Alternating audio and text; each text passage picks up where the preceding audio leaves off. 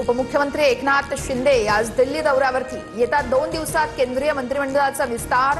श्रीकांत शिंदे आणि ओमराजे निंबाळकर केंद्रीय मंत्रिपदाची शपथ घेण्याची शक्यता, सूत्रांची माहिती। विधान परिषदेच्या उपसभापती पदासाठी आज निवडणूक। सचिन अहिर यांच्या विजयाची औपचारिकता बाकी।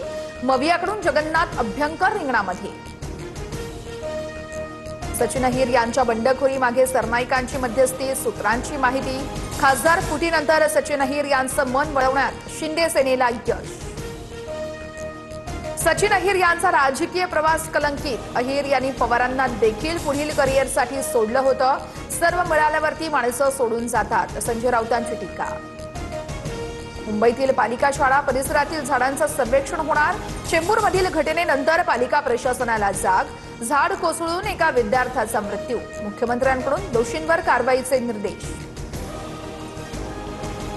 ठाण्यामध्ये अप्पर जिल्हाधिकारी निवासस्थानाबाहेर झाड कोसळलं। अप्पर जिल्हाधिकारी निवासस्थानाची कंपाऊंड वॉलही कोसळली। वाहतुकीवर काहीसा परिणाम।